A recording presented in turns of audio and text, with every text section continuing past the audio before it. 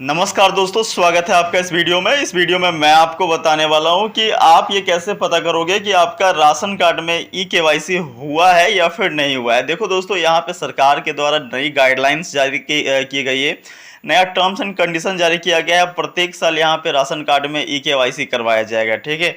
अब देखो मेरे भाई, ई केवाईसी इसलिए करवाया जाएगा क्योंकि व्यक्ति एक्टिव है या फिर नहीं है, या फिर किसी कारणवश व्यक्ति की मान लो कहीं और चला गया हो, या फिर मृत्यु हो गई हो, या फिर किसी कारणवश जो है वो एक्टिव ना हो, ठीक है। तो मेरे भाई, इस कारण से सरकार जो है वो अब प्रत्येक साल ई केवाईसी करवाएगी, और यहाँ पे प्रत्येक साल ई केवाईसी कराना जरूरी होगा, ठीक है। तभी आपको राशन मिलेगा, नहीं तो राशन नहीं मिलेगा। अब देखो, आपका ई केवाईसी हुआ है या फिर नहीं हुआ है, ये जानने के लिए सबसे पहले आपको अपने फ़ोन के अंदर प्ले स्टोर पे आ जाना है। अब देखो मेरे भाई, प्ले स्टोर पे आ जाने के बाद आपको टाइप करना है मेरा राशन, ठीक है। राशन को आप टाइप करके सर्च करोगे तो ये ऐप आपको देखने को मिल जाएगा। ये ऐप को आपको इंस्टॉल कर लेना है। मैंने भी ऑलरेडी इंस्टॉल करके रखा हुआ है, ठीक है। ये भारत सरकार का ऐप है, तो आपको टेंशन लेने की आवश्यकता है नहीं। आप देख सकते हो 4 स्टार यहाँ पे रिव्यू है, और साथ में 50 लाख प्लस डाउनलोड भी है, ठीक है।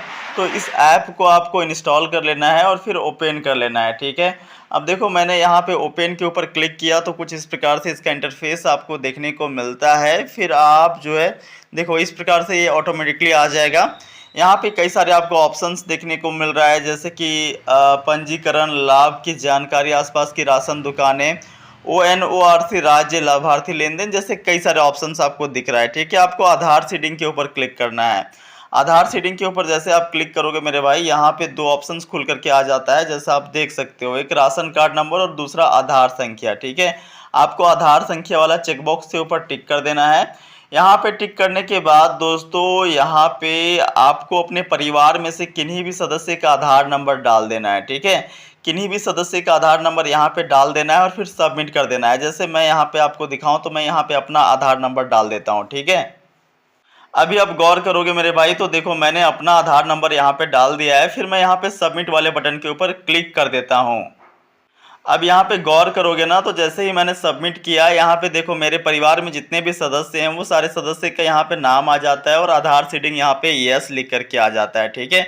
अब देखो, जैसे ही आप अपने परिवार में से किन्हीं भी सदस्य का आधार नंबर डालोगे और आपका कंप्लीट परिवार का सदस्य का नाम आधार सीडिंग यस से आ जाएगा, तो आप ये समझ लेना कि आपका ई केवाईसी जो है वो हो चुका है, ठीक है। आपका ई केवाईसी यहाँ पे कंप्लीट है, आपको कुछ करने की आवश्यकता है नहीं, ठीक है। अब देखो, अगर एरर आता है या फिर नॉट फाउंड लिखता है, आप एक बार फिर से ट्राई करना, और फिर से नॉट फाउंड लिखता है, तो आप ये समझ जाना कि आपका केवाईसी जो है वो नहीं हुआ है। तो आप भाई जा करके डीलर के पास में भी करवा सकते हो, या फिर आप जो है नज़दीकी सीएससी केंद्र में जा करके करवा सकते हो, ठीक है। इसका फिलहाल ऑनलाइन कोई प्रोसीजर नहीं है जिसके माध्यम से आप केवाईसी करवा पाओगे। इसका 2 ही मीडियम है मेरे भाई। आप जा करके सबसे पहला डीलर से मिलो, जहाँ से आपका राशन मिलता है, वही लोग आपका कर देंगे, वही आपके कर देंगे। और चाहो तो आप नज़दीकी सीएससी केंद्र से भी जाकर के बात कर सकते हो, ठीक है। लेकिन ज़्यादा आपके लिए बेहतर वही होगा कि आप जो डीलर आपको राशन देता है वही आपका केवाईसी जो है वो कर देगा, ठीक है। उन्हीं के पॉज मशीन से ये जो प्रोसेस है वो आसानी से हो जाता है। तो देखो मेरे भाई, मैंने आपको A to Z सभी जानकारी देने का प्रयास किया है। किसी भी प्रकार का कोई भी इशू होता है, प्रश्न है, तो आप कमेंट बॉक्स में पूछ सकते हो। बाकी मिलते हैं अगले वीडियो में। वीडियो पूरा देखने के लिए बहुत बहुत धन्यवाद।